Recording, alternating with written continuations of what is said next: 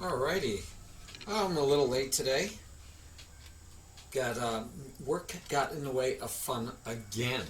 So just getting here. Sorry about that.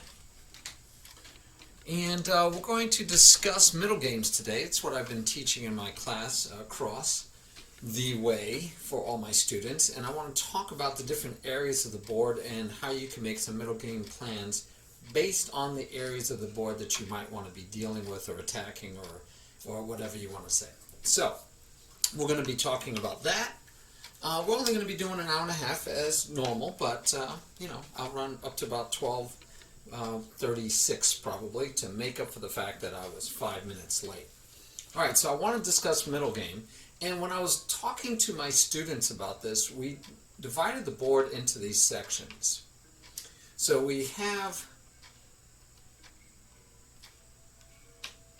groups of sections, and I had a friend teach me this, a competitor, a competitor during the Air Force Championships I played in at the end of my Air Force career, and conversely, the end of my chess tournament career. It's the last time I played in a series chess tournament.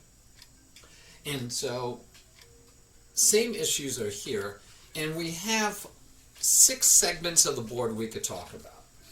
And we have the queen side, right? And this is the queen side from our point of view.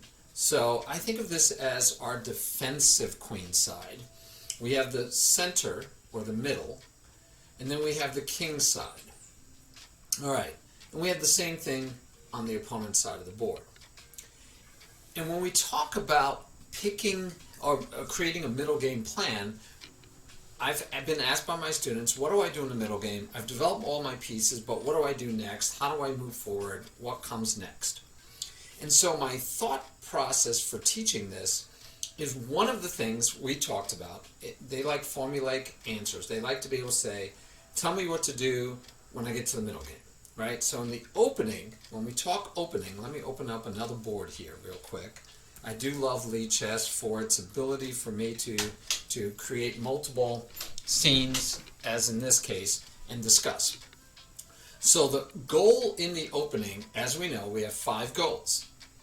And one of them is to get your king to safety. Another one is to control the center.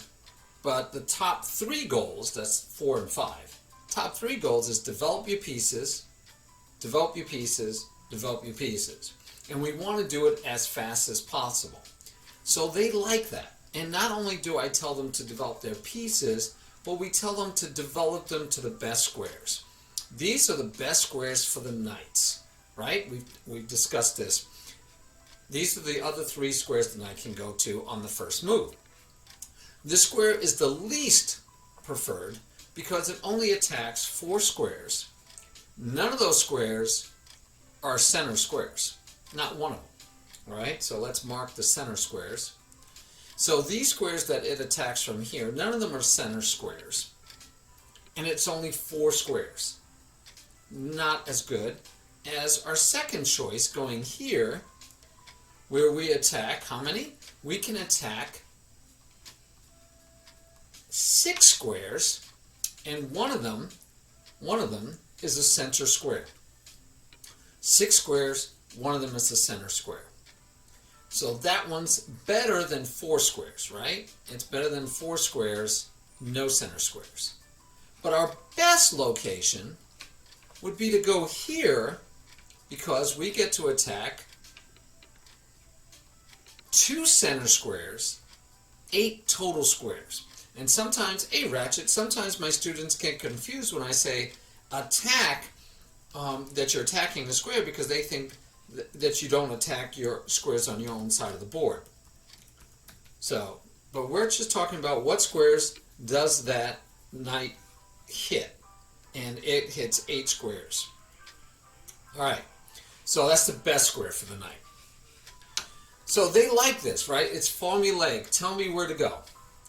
Maybe control is better. Yes. So same thing here. Knight goes to best square. They both have a job. They're doing something well.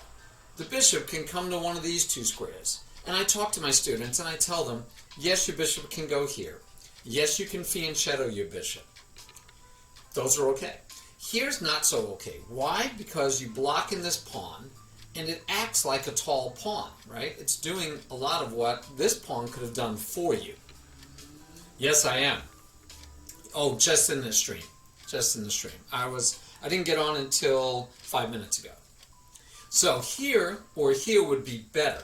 So when I'm working with my beginners, and they say, what do I need to do in the opening? And I tell them develop. They go, that's great, but what do you mean? Give me more. And so this is the more. We not only tell them to develop, but we tell them to find the best squares to develop our pieces to. And I usually try to tell them knight, bishop, right? So let's develop another one, knight, and then let's say he develops. I got to push the pawn to develop my other bishop. Let's say he castles early. He develops his bishop. Let's say he does something like this. I'm not saying it's good. And then in general, my general rule for them is knight, bishop, queen, castle. And you could castle like black did before you move your queen. Definitely can. You could castle before you do the other knight and bishop. You definitely can. That's why a lot of times we develop the knight and bishop from the king's side first so that we could castle quicker. But nowadays it's really nice to be able to keep your options open and be able to castle queen or king side. And our buddy Sudaku's chess loves waiting for his opponent to pick a side to castle, and then he castles on the other side and he tries to attack and kill him really fast. Because that's fun and cool out there to do, no problem. Hey Chess Kudo, how are you, my friend? How are you? So I'm going over middle game planning, but I'm prepping it, prefacing it, talking about my students and how they wanted formulaic answers to questions. So I gave them a formula for developing in the opening. I gave them a formula to develop in the opening. Oh no. Yeah, I got sick the second vaccine. It was over in 12 hours. It started 12 hours after the vaccination. 12 hours on the dot after the vaccination. I got sick for 12 hours. Hey, congrats. Yes, that is a nice achievement. It's always nice when you tell us that what you did was a nice achievement. No, that was a good achievement, buddy. Good job. All right. So this is formulaic for them. So they asked me, okay, I got this down pat. I'm castling, I understand. I understand some endgame technique. I tell them endgame techniques. Same idea, right? In the endgame, I tell them, make your king active. Put your rooks on semi or open files. Push pawns want to be pushed. So either blockade them if you're on the defense or push them if you're on the offense. Formulaic things to do, right? And that's really, I love principles. And that's basically what I like to do, right? So principles are basically a formula that they can follow when they don't know what to do. All right. So I'm not talking about memorizing moves, but I am talking about memorizing principles, idioms. In this case, like we're saying, give me formulas that I can follow. So we want to do the same thing with their middle game. And because they feel like, hey, I got the opening down pat. I'm pretty decent at the end game. In fact, I'm better in the end game than I am at other people that I play against. Now, help me out. Yep, P&P, principles and plans. So I divided the board the other night into these 6 quadrants, and I'd love your guys' feedback. I appreciate both of you, your chess knowledge, and I'm curious. No, bizarre. Busy's learning the color of the square thing. No. You're going to have to tell me where I find that. I'd love to find out what Busy was talking about. Oh, we're looking at doing a collaboration with Busy too, where maybe 4 of us get on stream and just talk chess. I'll let you know if that comes out. It's on his Discord? Okay. I don't do Discord that much, but I'll check it out. Hey, Arna! How's it going? Did you get to build your stream out yet? All right, everybody on here is a streamer so far that's speaking. Everyone on here, so shout out to every one of them. I'm not going to do shout outs yet, but every one of them. Arna is even starting to stream, so check out her stream if it's live. So, in the middle game, I'm trying to give them areas of the board to attack. No, we're doing a test tonight. We're doing a test tonight. So, yeah, maybe you could do that with me. Test tonight. So, I talk about attacking areas of the board. Now, when I say attacking areas of the board, we have three choices: queen side, middle, or king side. And when we do that, what I'm talking about is only this segment over here. We're only talking about 12 squares. Why? Because when I say queen side, these 12 squares that are close to my side of the board, at my end of the board, I'm defending. I'm defending these squares. I'm attacking these squares. Right? I want to go into my enemy's territory. You can think of the board as this is black's half of the board, and this is white's half of the board to start the game. And when I talk to my students a lot of times, and I get students that play like this, they want to do this kind of stuff, and they want to do this kind of stuff, and I say, okay, you're actually not being aggressive. Not that this is bad, not that it's not playable. All I'm pointing out is this is not aggressive. And it's not aggressive because you're attacking no squares on their side of the board. Here's another passive way to do it. Let's do this. Here's another passive way to do it. I'm still not attacking any square, not one square on my opponent's side of the board. All right, so eventually we need to attack their side of the board. We have to. We can't queen a pawn if we don't, and we can't checkmate them unless they come all the way to our side with their king. So we need to think about the fact that we want to attack their side of the board. All right? My sir tells me to take out queen and king pawn. Yeah, yes. So this allowed this bishop, and the nice thing, and so all these things happen in the lesson, and so I'm sharing with you. So the knight in the best square attacks two squares on the opponent's side of the board. We talk about it in the terms of space a lot of times. Black has more space right now, right? And black can continue to have more space. But along with space, meaning the space back here that he can fill in, right, is the fact that he is attacking across the marginal line, this center line. He's attacking across the line. So that gives us an opportunity and an aggressive attitude. We are in an aggressive position. Okay, I got somebody calling me, but I'm going to have to call them back because I'm in the middle of our lesson. All right. Yes, we want to attack the center, but besides the center, even if we choose to attack the queen side, we'd still want to attack across that center line. We want to attack across the center line. Agreed, totally more important, because I'm on my lunch break, so hey, I can say they have to contact me later for work. All right, so this would be more of what I'm looking for from them to being aggressive and attacking. But so when we say attacking, we have to, in the middle game, our plan is to pick a section to attack first. Now, we've talked about the fact that depending on the opening you play, your pawns can dictate where you're going to attack, right? So let's just again run through, say an opening start. We're going to castle early on this one. All right, so white's pawns are pointing to the king side, right? And so that's normally where white should attack. White should play on the king side because his pawns are pointing there. White has gotten his bad bishop, because now it's a bad bishop, outside of the pawn chain, so he's ready to attack that diagonal. The reason, one of the reasons, bishops are a little bit better than knights when you get to the higher levels, because they're restricted to one color, but they have long-range capabilities. If you look at this bishop, hasn't even developed yet, hasn't gotten off the back rank, and that bishop is already attacking two squares in the opponent's area. All right, see you later, Arno. No worries. Yes. Well, we actually don't have more space there yet, right? But we will.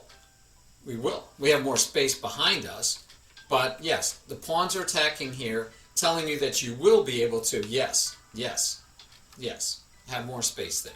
All right, so I like it. Anyway, so the bishops are a powerful piece in part because they can attack the enemy's territory without ever even leaving home base. And they can get there quickly. They are a much faster piece than a knight.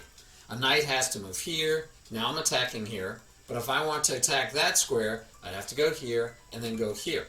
So I have a much longer trip to attack the same square that the bishop attacks without even leaving home base. All right. So, don't worry about it. We don't care what the opening is, King. We are just talking about making plans in the middle game. How to make plans. So the first thing I want my students to think about is, where do I want to attack? And if this is the side of the board I want to attack on, then I'm not going to do things like put my knight this way. I might fianchetto my bishop, but I might decide my bishops are already looking really good for this diagonal. Right? This is already a good spell. But maybe I want him to come here, so okay, maybe I'll fianchetto him even. I'm going to, I could put the knight here and then try to transfer him here to get to here. I might also say I'm going to put him in the least best, or the second best spot, but I'm going to transfer him over here. I might also decide to bring the rook to the center, do a rook lift, and get my rook over here. Okay?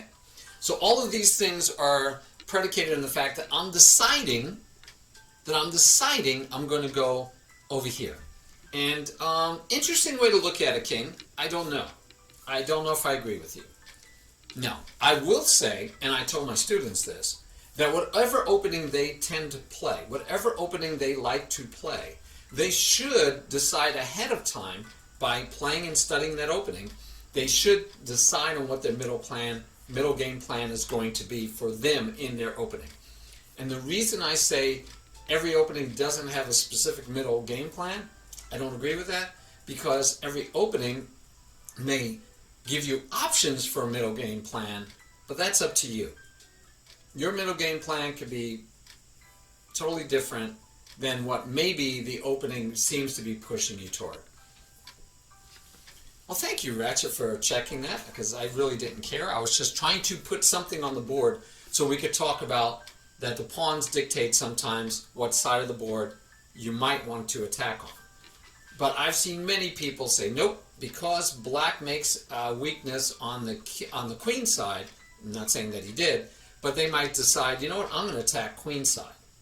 Now, it's kind of odd because he's got a lot of pieces over here, but I could decide I'm going to launch a queen side attack. I'm going to transfer, I'm going to open things up. I'm going to go with a queen side attack. Even though my pawns, right, this is general principle, my pawns say that. Okay, Ratchet. All right. So my pawns are saying attack here, but I might change my mind. I might attack queen side, and you could change it. And you could even push pawns and do pawn breaks that change your pawn structure from being pointing this way to pointing this way. So it can change. So I don't want you to think that, oh, if I'm playing this opening, this is my middle game plan. But I do want you to say this opening highly suggests that my middle game plan should be X. But again, you can change that. You can change it on the fly. You can have a different viewpoint. You can do it any way you want.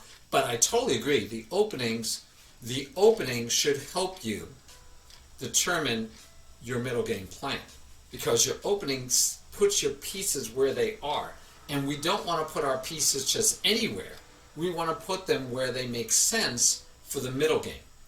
I don't want to just develop my knight out here and develop my bishop over here and then later decide, oh, I want to attack king side, and say my pieces are poorly coordinated for a king side attack. I should know that ahead of time.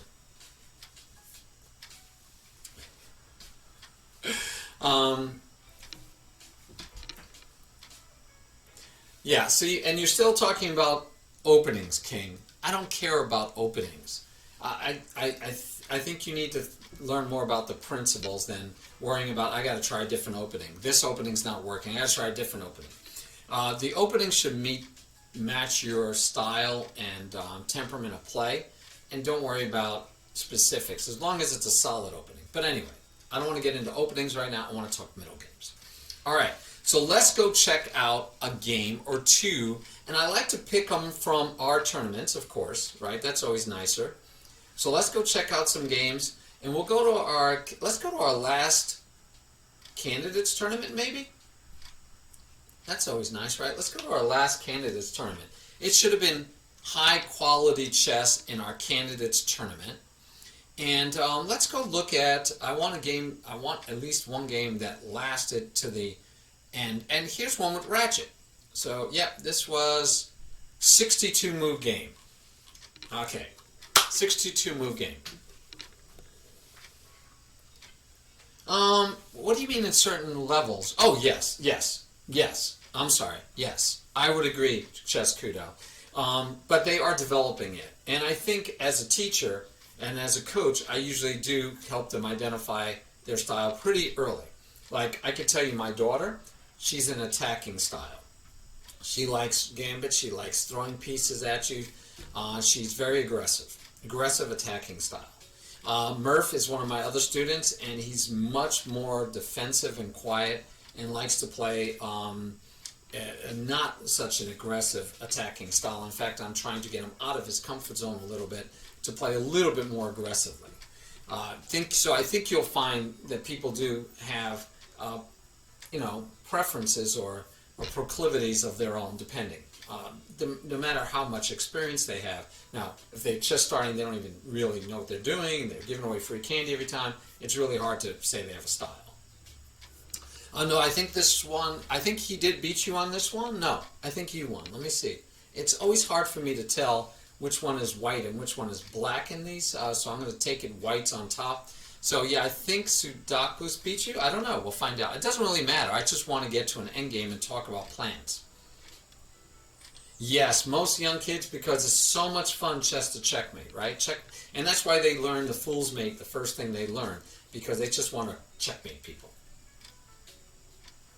Yes, king is over there. I can't attack the queen side if his king's on the king side. Yes, very much. Yeah. So king, maybe you're a very aggressive player. But yeah, and then check your Spanish and see if it's a quiet opening, because maybe you shouldn't be playing a quiet opening. All right, yes. Fool's mate, scholar's mate, pick one. Yeah. All right, so we're going to try to get to an middle game plan here. All right, so we still don't have the bishop developed.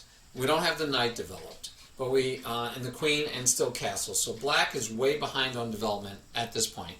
Yes, they are different. I know, Ratchet. I didn't care. I just mean that the kids learn 2 and 3 move mates, and then they try to do them all the time. They bring out their queen really early, and they try to checkmate you in 3 or 4 moves, and they're happy when they can do that. That's, yeah. Yeah. So, yeah, king, if it's a quiet opening, then you may want to change your opening, but not because you're not doing well as much as because it doesn't really meet your style. All right, so we're not evaluating the black blocking the king pawn in. We're not evaluating the fact that he's not as developed and that white's almost done. We're just talking about middle game plans. So, again, we can attack the center for white. We can attack the queen side or the king side. And the same thing, but this is where we were talking about, this is where I'd be planning to attack. And then black can do conversely the same thing on this side of the board. Now, when I say all that, what's interesting when you think about this is that after you get past deciding on the section of the board you want to attack, you can even go as far as to plan on a specific square.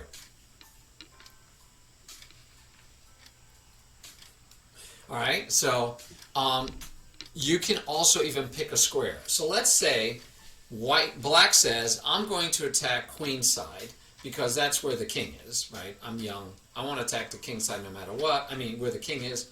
So black decides to attack. Now, black already has a bishop attacking this way. Already has a bishop attack. Both bishops are attacking this way. Easy enough to get the knight over there. A little difficult with the queen here. It would have been easier if the queen was still on its home square to get to the queen side. So this is kind of misplaced, but if we push the pawns, we'll free that up. We can also get our knight over here to the best square and get our knight going there. And we can shove these pawns out of the way and maybe get our rook there. So, black in this situation very easily could say, my goal, my plan is going to be to attack the queen side. Boom. Step one. Step two, black could say, I not only want to attack the queen side, but I want to pick a square. I want to pick a square to attack and try to dominate. I prefer that square be on your 7th rank, your opponent's 2nd rank, right? The closer to the 8th rank, but I don't want the 8th rank. It's a little too far. And why do I want the 7th rank? Because these squares are very hard to defend. From a defensive standpoint, how do I defend these? Because a pawn can't defend these squares. Every other square on that queen side, right past it, the pawns can defend. The pawns can't defend these squares or these squares. The back row is a little easier to defend than this square. Again, why? Because I already have rooks here usually. So they're already defending those squares. And if the bishop doesn't move, I can defend those squares a little easier, and it's a little far. I want to own the 7th rank, right? We love the 7th rank. Pigs on the 7th. We want the 7th rank. So we're going to look for opportunities to attack the 7th rank. So first thing is, what side of the board? I'm going to attack the queen side as black. What square? I don't have to pick a square right away. But again, it's a tool. My students wanted for me to simplify the game for them to the point they say, give me some principles and rules. Right? Agreed. Agreed, Ratchet. Yes, you guys are analyzing the whole position, and I'm just talking about middle game planning, but it's okay. Yes. So, what do? I figure a square or just the side. And if I just start on the side, then I'm going to make sure my pieces are coordinated this way. Now, once I get more pieces out here, I can decide, you know what, I like that square, or I like that square, or I like that square. I can pick a square. Right? Rook squares on the edges, maybe they're not as attractive because I can't get as many pieces to attack. So let's just, for argument's sake, let's say we're going to pick this square. Queen side is our target, and this square. So, what do we know about this square? The big thing that this square, it doesn't change, this square will never change, is the color of the square. So if my plan, making plans change, but if I'm making a plan to attack this square, I don't want to trade off that bishop, because that bishop is my only dark squared bishop.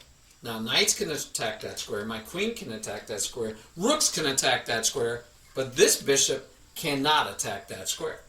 So I'd be more willing to give up this bishop than this bishop, because this bishop can be used to attack the square I want.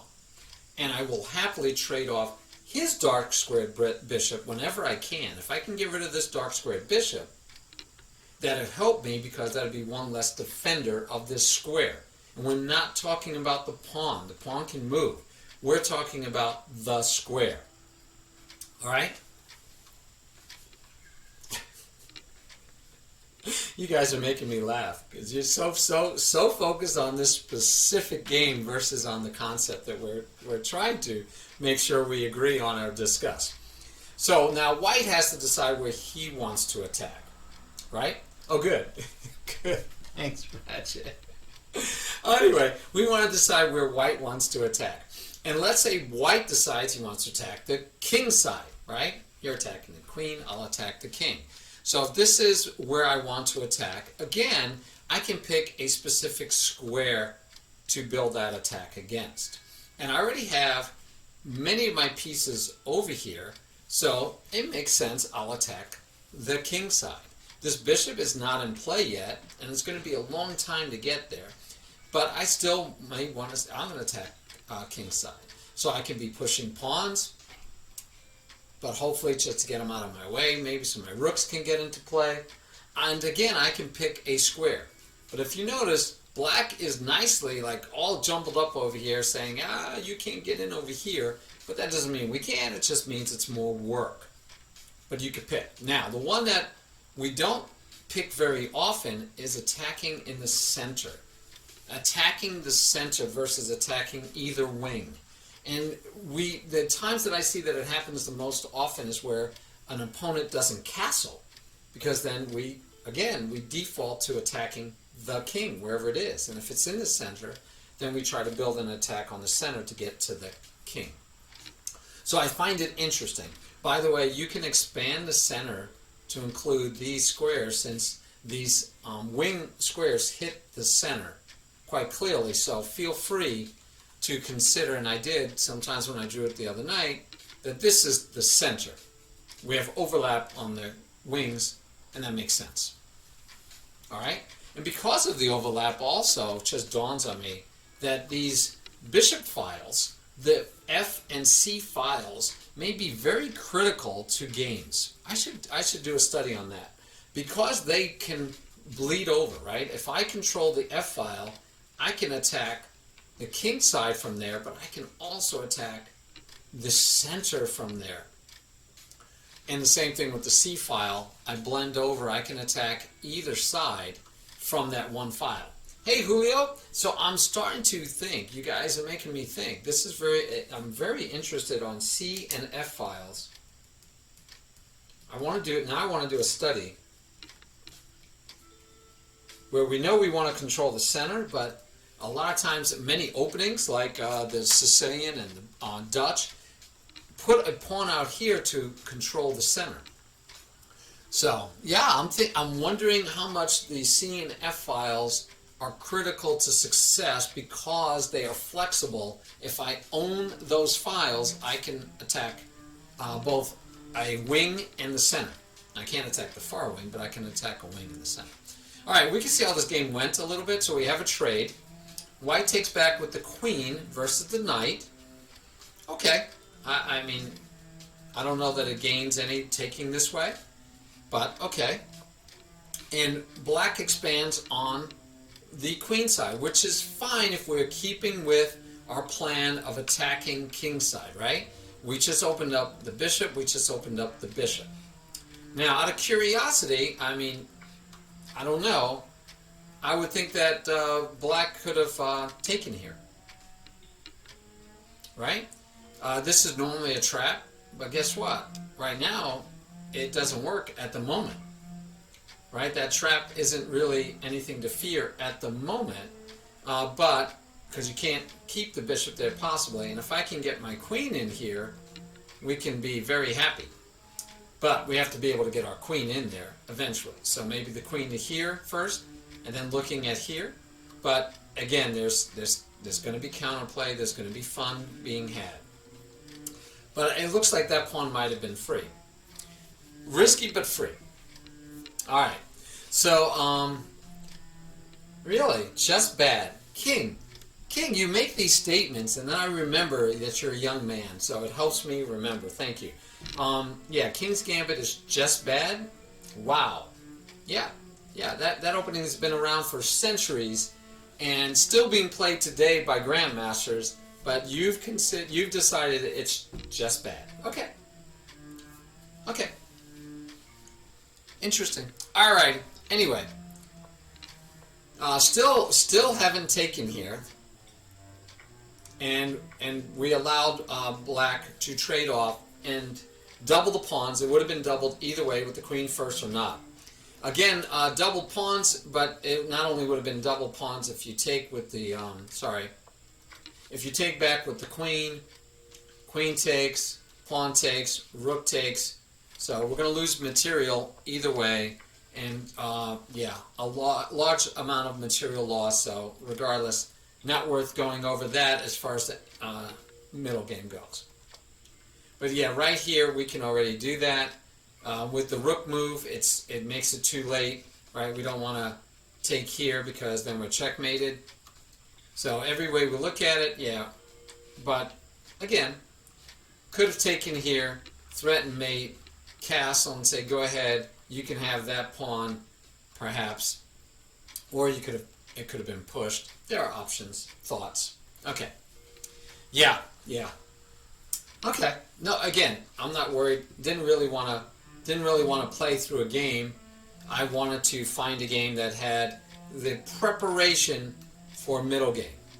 So let's see if this one, I don't know if this one does either. This one didn't seem to last too long.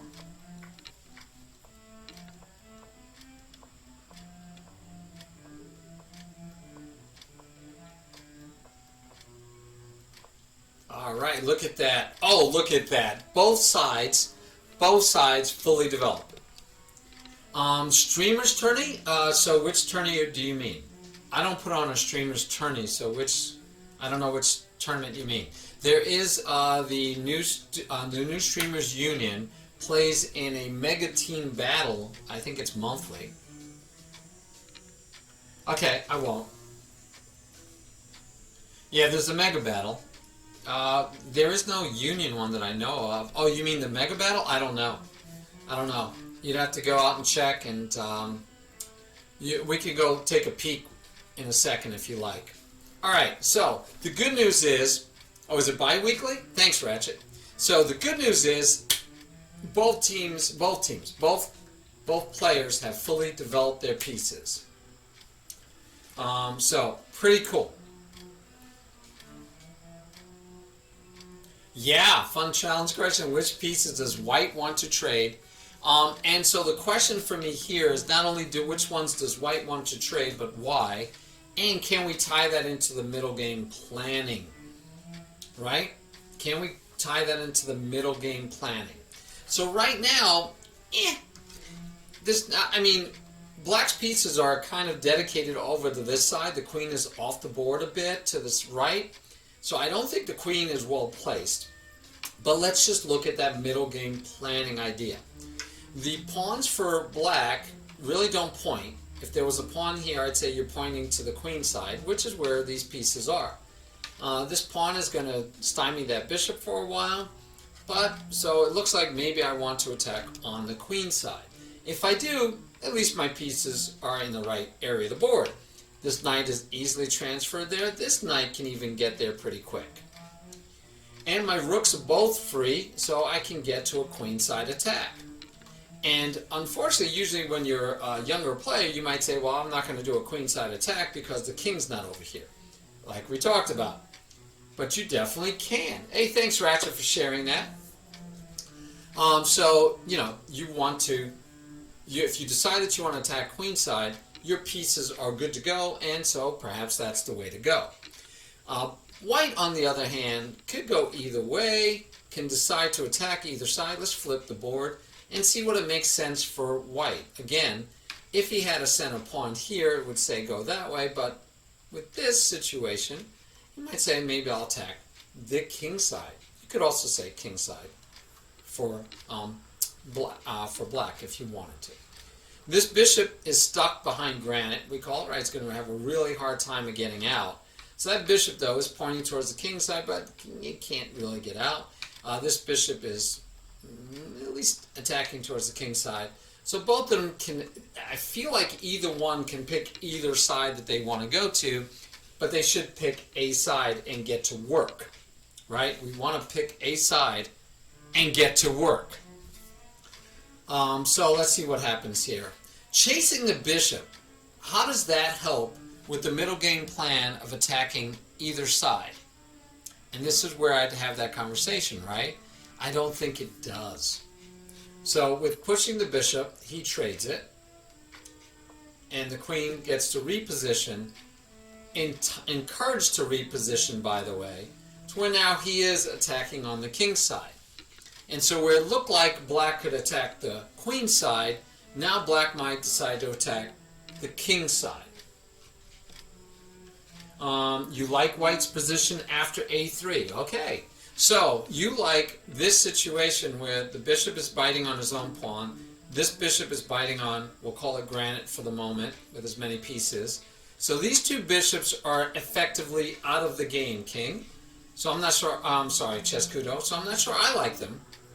Oh, you like them after a4. That was king that's at a3. So you like them now if you push a4. Okay, I think you get the same type of thing. If he takes, you take. You can fight on this file. Oh, without a3. Very good. Very good. Yeah. a3, I'm not crazy with what happens afterwards. By the way, the idea of thinking about middle game plans and what side of the board I want to play on may also help us with understanding how to evaluate a position after we do things like this. So if we only think calculating tactically, we'd say, well, after a3, the bishop is either going to move back. Let's say the bishop moved back here and gets that nice diagonal, right? And we'd have to say, well, is that good or bad for us? And we might say, I don't like that. It's bad for us. I don't want them to get the bishop there. Agreed? So that's one. Or we could say, well, he might take. And if he takes, I could take and double up my pawns, but I'll take with the bishop so I don't double my pawns, which I understand as a weakness. I'm a beginner, so I say, I don't care. I'm not going to double my pawns.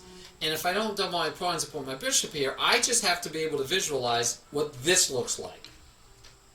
Forgetting the fact that, yeah, attack your queen, yay, the queen's going to move, right? Unless he's like playing really badly, in which case you don't care what you do because he's going to give away free candy. So if the queen moves, you have to then say to yourself, do I like this? Do I like this? Or is this slowing down my development? All right, so then Chescudo says he likes a4. And I think a4 is a much better choice if our plan is to attack queenside still. So if we choose queenside, yes, this starts opening up the queenside and gives us opportunities, right? Now here's the fun part, right? Here's a fun part. Let's say, oh, we can't do it. Okay, never mind. I was thinking that if we could trade the queen for the two rooks, would that be worth it? Right? Because the queen and two rooks, and the rooks are supposed to be slightly better than the queen. But again, that's at the higher levels. It does make the bishop on b3 at least hope to get it better. Right? One way is also to get it here. But yeah, this starts giving some possibilities for white. Definitely opens up the board for white. I like your thought, Chescudo. And again, I really like it if white is planning on attacking on the queen side. If white is planning on making his attack on the king side, maybe we want to do the h4, push Harry, right? If we're talking to Simon Williams, let's push Harry. Maybe take the center and take back this way and open things up that way. Maybe protect the bishop here so we can do this. And if we get take, and if he comes here, we could take because then our bishop is protected twice, right? We got all these contemplations to do. All right, but yeah, no worries. But yeah, I like your idea though, Chescudo. I like your thinking, especially if we're willing to be attacking on the queen side. But even if not, it does open up the pieces. So this would be tactically, even if I don't think about what side of the board to attack, I can do that. But if I am also thinking about what side of the board to attack, it's even just a bonus, right? So you can just find tactics. I'm not telling you guys not to find tactics. I'm just saying that another thing that you can do when you get to the middle game, besides looking, because I already gave them those guys, I gave them look for tactics. Let me bring up the principles, because that's not new. I've given them that option more than once. And let's bring up, let's look at the principles.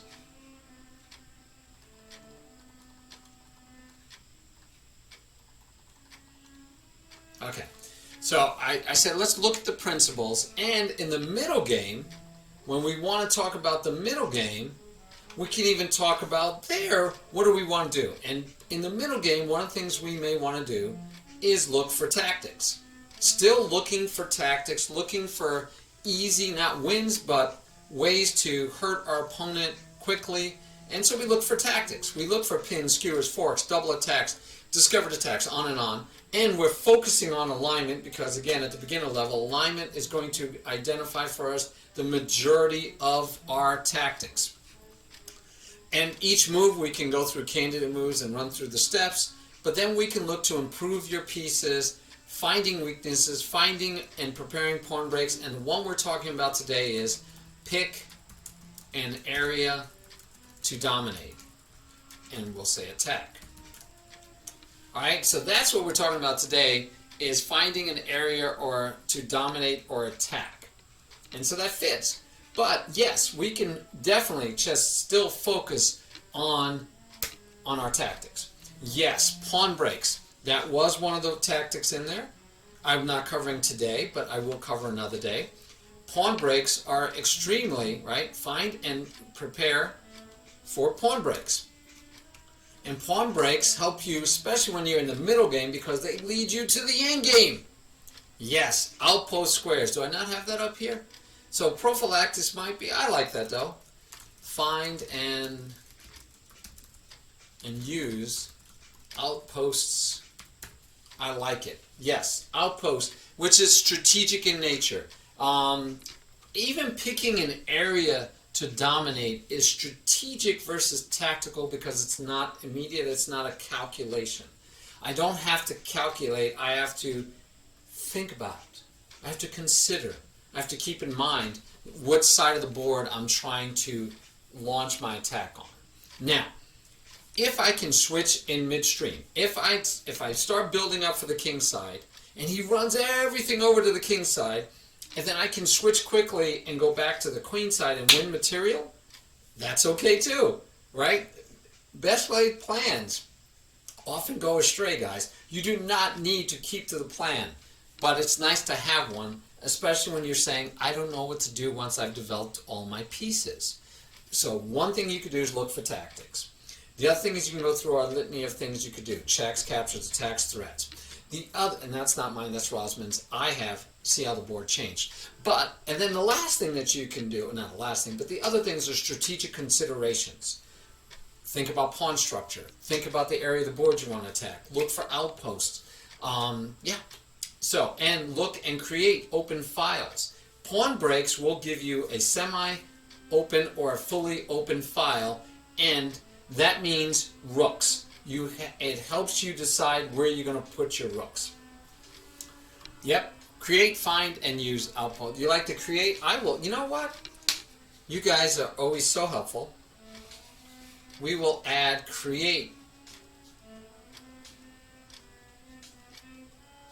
Actually, do we even want to just say find? I just like create. But I'll go with your find. Create, find, and use those. Switches between sides. Karpov's games are great to look at. Thank you, Cheskudo. I will actually go out and find me some Karpov games to continue with this lesson about picking sides of the board to attack. Thank you. I like it. Yes. Yes. Yes. Dominating open files. Yes. Yes. Dominate open files and the 7th ranks. Yes. Wow. Awesome, Cheskudo. I love your knowledge.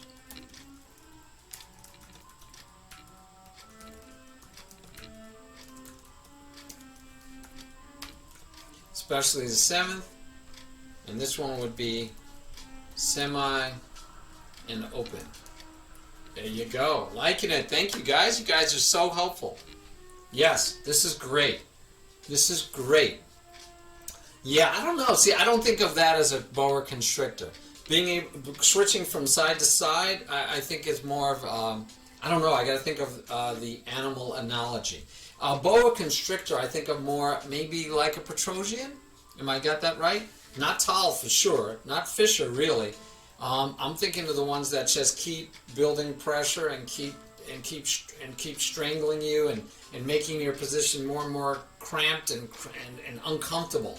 That would be a boa constrictor. So maybe Karpov did that, but if you're switching sides, I'm thinking that's a much more flexible animal that comes from different directions than you thought. So I don't know. That might work too. All right, so interesting game. I do like your idea, Cheskudo. It would be fun to play that game from that point forward. It just would be. I mean, I just think that would be so much fun. So I can even see doing things like this still, because on this one, right, we can possibly go here. I don't think black loses any material, so that would be an interesting advance. Yeah. Cool stuff, guys. Cool stuff. Yes. Oh, you have an actual game for me to look at too? Yeah, if you can again send me that link in Lichess. If you just chat me in Lichess, you could share that link and I can grab it. So is this nope, this is for something else, so I'm not going to bother with that right now. If you guys aren't already part of my team for my tournaments, we do have the Under 2000 World Championship. Soon we'll probably be going in a couple of months, maybe changing to the Under 2200. If I change it to the Under 2200 World Championship, I think I will reenact my Under 1800 Championship and have them both running simultaneously. Yep, I don't want to run tournaments all the time. I definitely do want to get back to teaching. And Ratchet threw out that gauntlet and reminded me that I hadn't done much of my teaching recently. So I want to get back to it. And so here we are, we're getting back to it, right? All right, so on chessgames.com, and actually shows up pretty nicely here. It's okay, Chess Kudo. Maybe we'll just have an open world championship, right? Anyone can play. They just have to be a member of my stream team. But anyone can play. We can maybe even, because if we're going to do an under 2200, might as well go all the way. But by the way, part of it is my game for myself was I had to make sure I was never qualified. So I would have to get over 2200 so I could do the under 2200. If I did an open, of course I'd qualify. Yeah, that's true. And he'd be a good world champion. Nothing wrong with that. He'd be our world champion. So Karpov versus Spassky. And we have a beautiful, beautiful Roy Lopez. We love the Roy Lopez. Look at this classic chess, man. I love it. All right, so things like this, we declare. Oops, I don't know how to mark things in this. Yeah. So anyway, with moves like c4. By the way, I should have been able to export this. There should be a way to export this and put it into Lichess so we can use the engine and all that kind of good stuff. I don't know, let me just try that real quick. I do love my Lichess. So let's import PGN and see if it works. And I don't think it liked the spacing. Somehow I lost all the spacing. Ah, man, I don't have time to go through this. Yep, I wanted to do it, but yeah, that's going to be painful. That's too painful. All right. So maybe I'll do that later. There's an official. No, I have not seen a song. How do you see a song? Maybe the words to the song. All right, let's keep going. So doesn't push all the way. I guess that wasn't the plan to push all the way. It was, I don't know. This is interesting. It does give the bishop a home. This is just basics, right? I mean, we're talking about the world champions, both of these guys, world champions. So like I know what I'm talking about. But and he undeveloped his knight the last move. I mean, this is like, right? If I'm teaching a beginner, do I want to even show this to a beginner? That, let's undevelop the knight. And let's not go all the way. Let's not go to d4. Why would we want to go all the way to d4 and attack the center? No, let's not. And let's put our knight on the second best square because we've taken away the best square. And let's move that other knight 3 times in the opening so I can move this knight 3 times in the opening.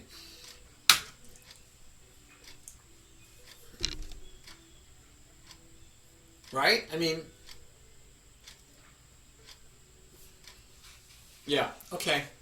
So I will look at that game later and see if there's things I can steal and use for the purpose of teaching the middle game, but unfortunately I don't feel comfortable with that one as is, only because if I'm using that to teach a beginner, they're breaking so many principles. Now, again, they know what they're doing. They're allowed to break principles. My students are allowed to break principles once they've learned the principles and mastered the principles, stepwise, right?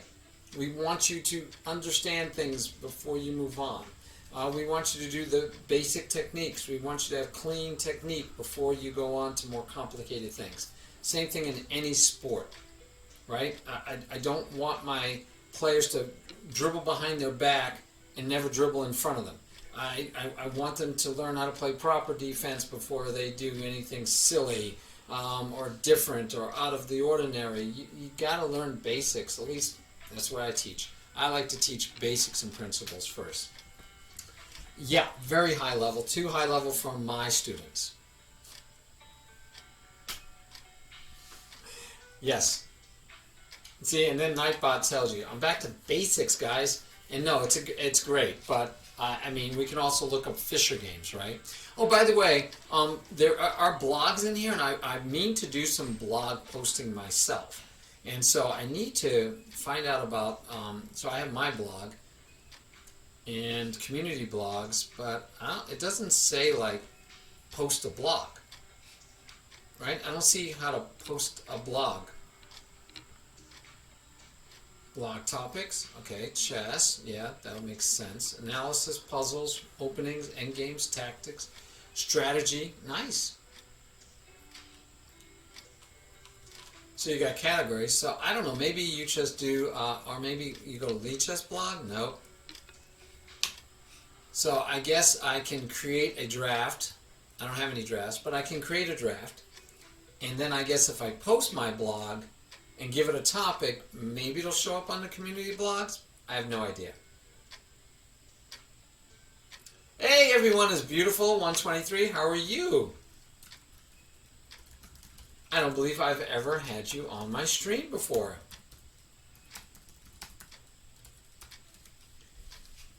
Welcome. Yeah, that's it.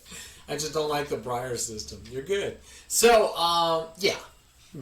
I'm curious. I want to play with the blog sometime soon. But I was going to show you that there also are, of course, video library. We don't need a video library, right?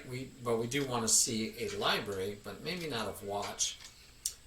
Maybe we're looking for, where is it? Study now. I don't want to study. I just want to see some, like, Fisher games. I want to see games by Fisher. So I thought maybe we would have some in here. So let's go to a study anyway. And Fisher's most 60 memorable games, all in a study for you. Somebody put in 60 games for us to look at.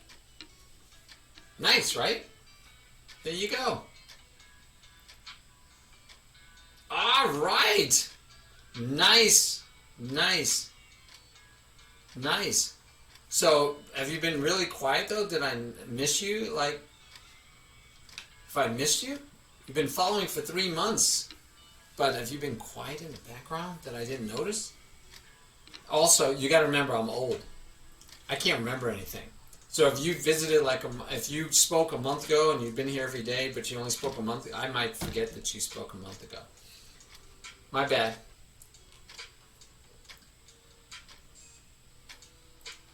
Yeah, I agree. It's not for lower rated players. Yes. Well, good. Yes, King. Play what feels good, my friend. Oh, how have you been doing, Chess Kudo? Have you been following? Yeah, Chess Kudo, you've only been following for, 3 months and 30 days. Yeah, I think King or Ratchet might beat you guys out for the longest followage. But King is, like, using a different account, so he doesn't get it.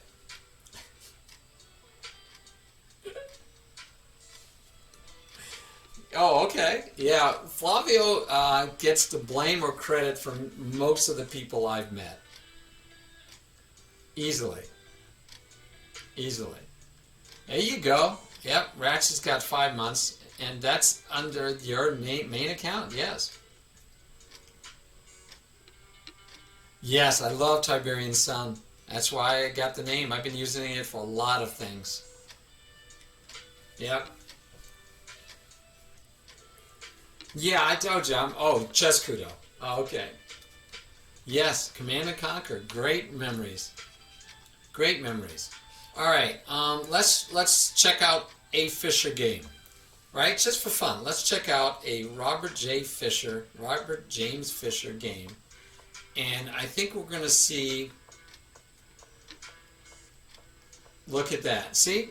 I mean, this is more what I can show my students. Don't ask me why.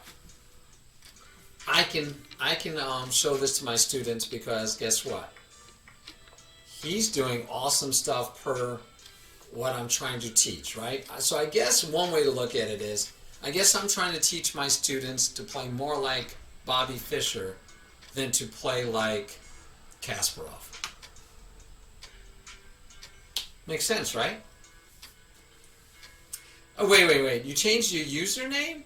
But when you looked up Everyone is Beautiful 123, you still show that you've been following for 3 months. Yeah, I love Tal. But Tal is crazy stuff. I love Tal. Yeah, so maybe we'll do that too. You know, I think I'll do that. I try to show your guys' games, but I think every once in a while I should show games by other people also. So cool.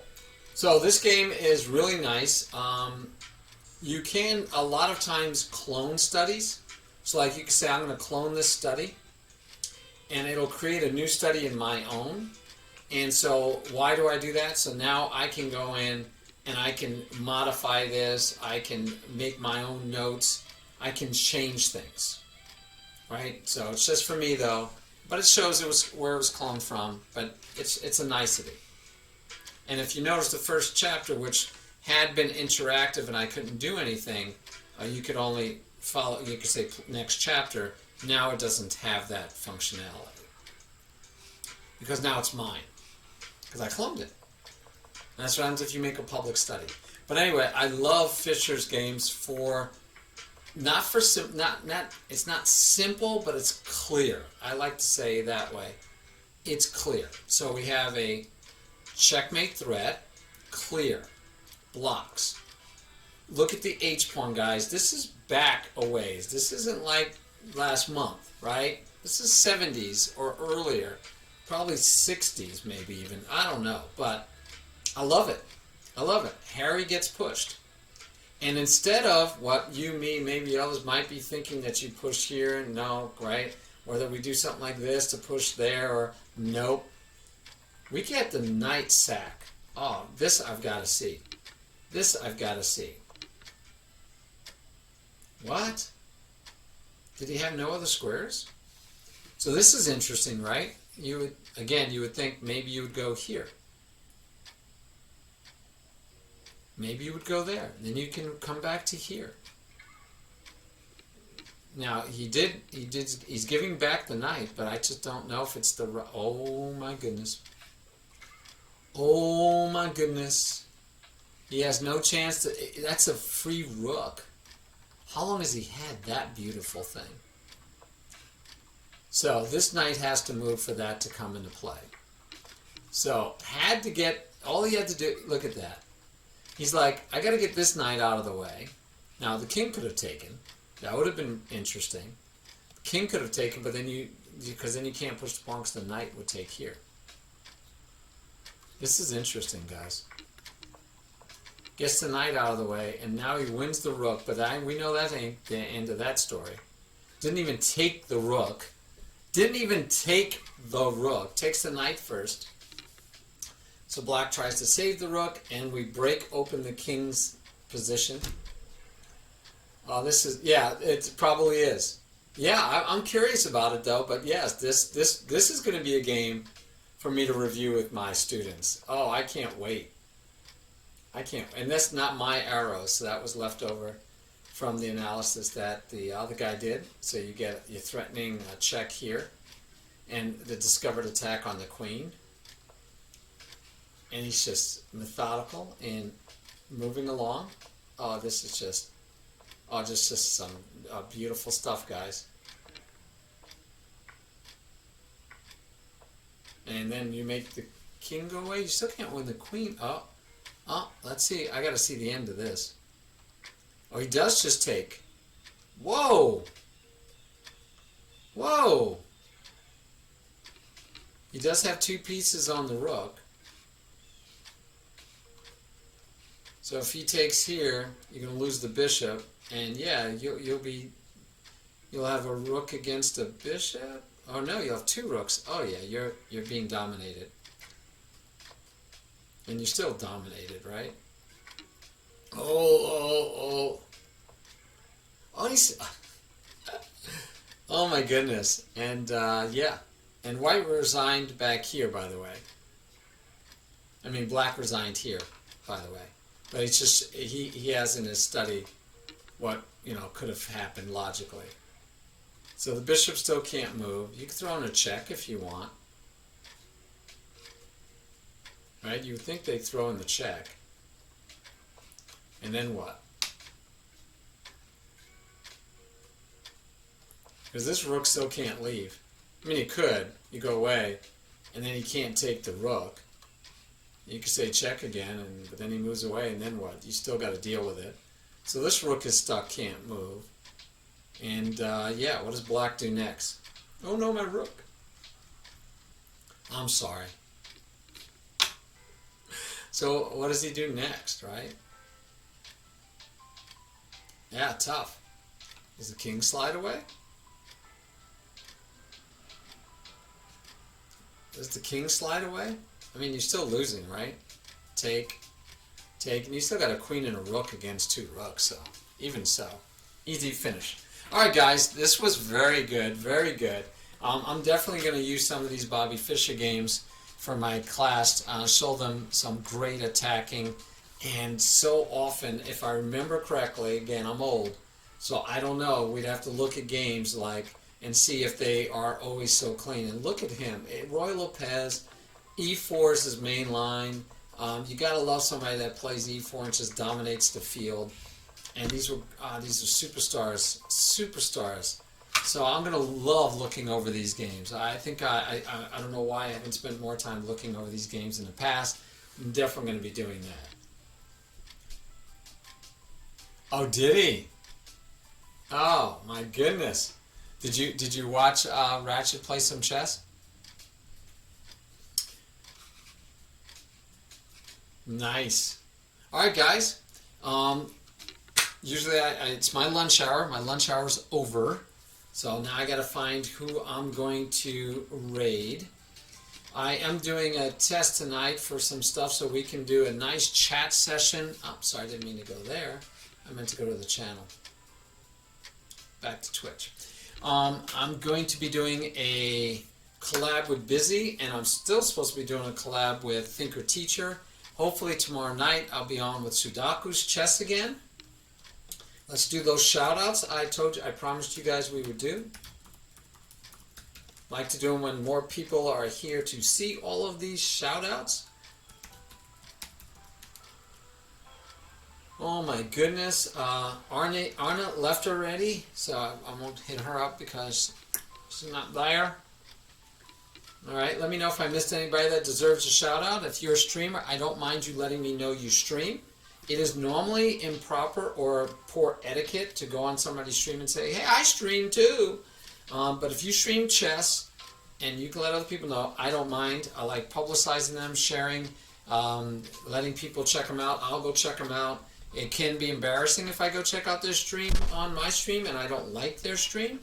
But as long as they're willing to risk that, I'm good to go. And Chess Kudo, love your stream. Ratchet, love your stream. So you guys are there.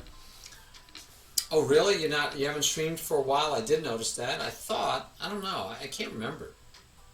Hey, we'll see you later, Chess Kudo. Thanks for stopping by. All right. I always only do chess right now on my stream. I do have other things I'd like to do maybe in the future, but right now, hey, everyone is beautiful. Thank you. Thank you for attending. Thank you, Ratchet. Thank you. Hey, maybe I won't have to raid because everybody will be leaving. Yes, D&D. D&D. Oh, that's usually tonight. We're skipping this week. Yeah, we're skipping this week, but usually we do it Friday nights. And I have no one on here that I would normally raid, so that's kind of a drag. Nobody I follow is streaming right now that I raid. Nobler One? Okay. I thought I followed Nobler One. I thought I did. Oh, and he's on live right now? Okay. Yeah, let's go raid him. I always like to wait till the commercial ends, though, so that you guys don't have to watch the commercial. I believe that happens that way.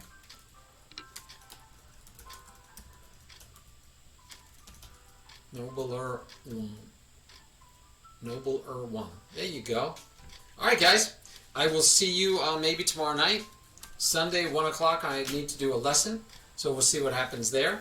Hopefully we'll have a lesson lined up for 1 o'clock on Sunday. Have a great night. Thank God it's Friday, guys.